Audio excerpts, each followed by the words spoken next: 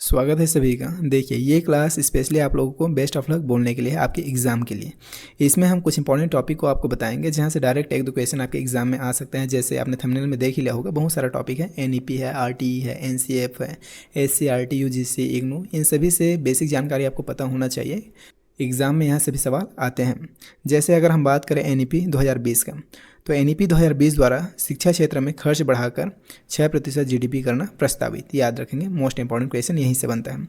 संरचना क्या है इसमें, तो 5+3+3+4 संरचना अपनाई गई, जिसमें 5 वर्ष प्रारंभिक शिक्षा, 3 वर्ष प्रिपरेटरी शिक्षा, 3 वर्ष मिडिल और 4 वर्ष सेकेंडरी।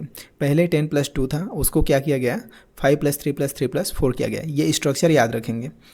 और इसी में एक चीज़ आता है FLN, जिसका फुल फॉर्म क्या होता है, foundational literacy and numeracy. Mission को प्राथमिकता दिया गया। और बहुभाषी शिक्षा, बच्चों को मातृभाषा में, क्षेत्रीय भाषा में शिक्षा दिया जाए, कम से कम कक्षा 5 तक। शिक्षक शिक्षा सुधार, 2030 तक 4 ईयर इंटीग्रेटेड कोर्स BEd तय। मतलब 2030 तक 4 साल का इंटीग्रेटेड कोर्स करना होगा आपको टीचर बनने के लिए। 2030 तक इसे लागू करना है, ऐसा प्रस्तावित किया गया है। किसको, 4 ईयर BEd इंटीग्रेटेड कोर्स को। फिर आगे देखते हैं, academic bank of credit ABC, लचीलापन, बहु निकास प्रवेश विकल्प, higher education commission of India HECI की स्थापना की गई।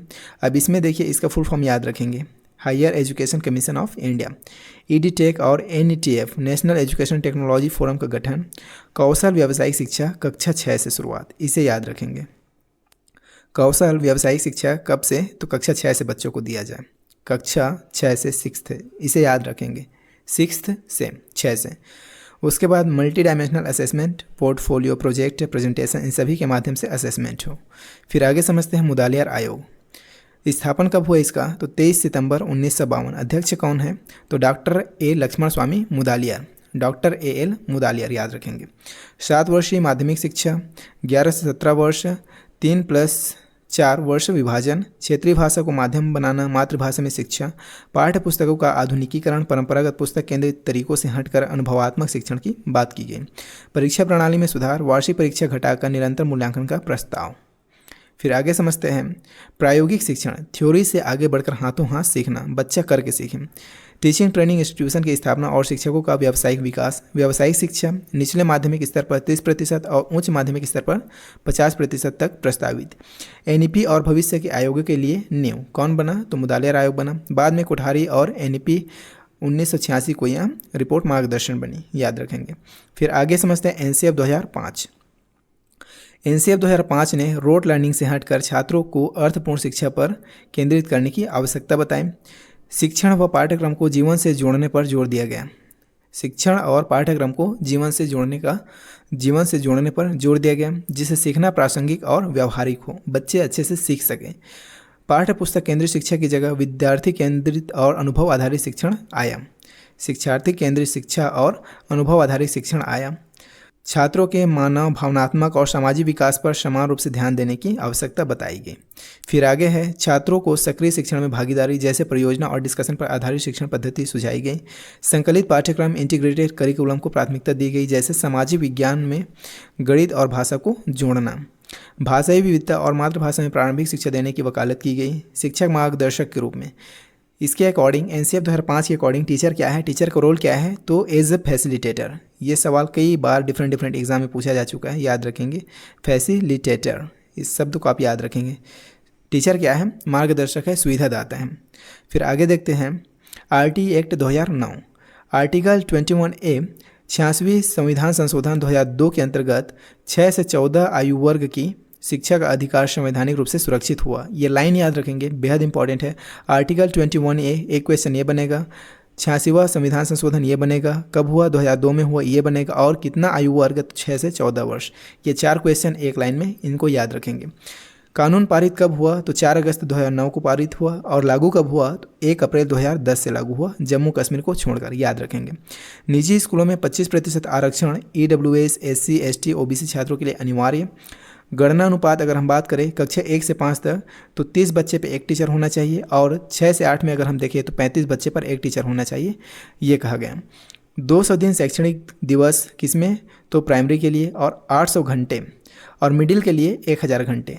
और कितने दिन, तो मिडिल के लिए 220 दिन, प्राइमरी के लिए 200 दिन और मिडिल के लिए 220 दिन, याद रखेंगे।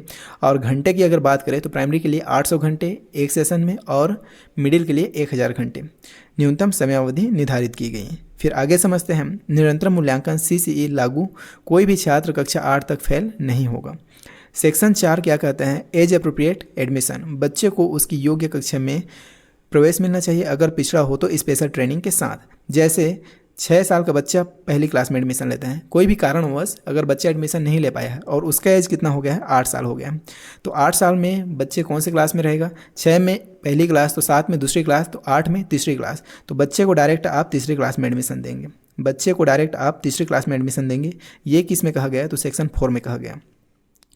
डॉक्यूमेंट फ्री प्रवेश, उम्र प्रमाण पत्र न होने पर भी प्रवेश दिया जाने का प्रावधान है।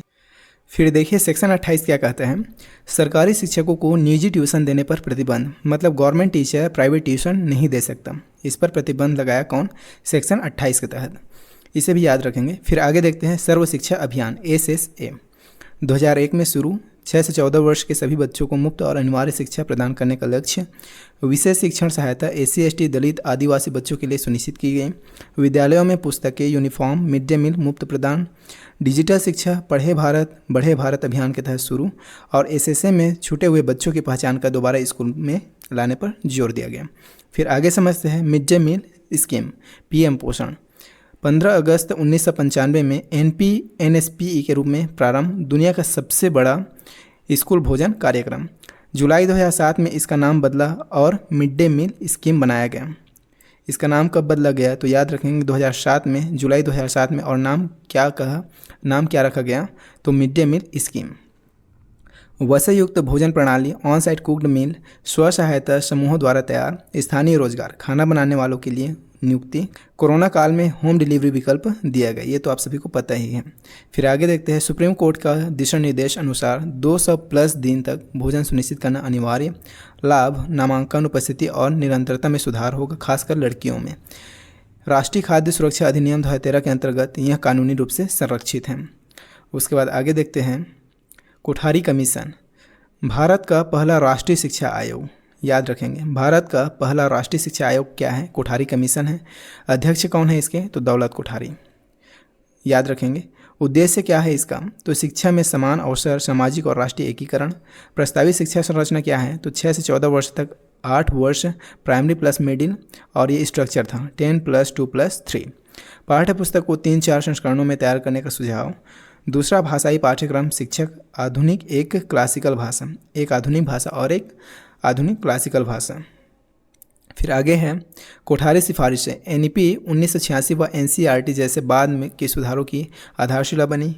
कुल गतिविधियों में साझेदारी, खेल, कला, कार्य, अनुभव, स्वास्थ्य पर केंद्रित शिक्षा प्रकाशित।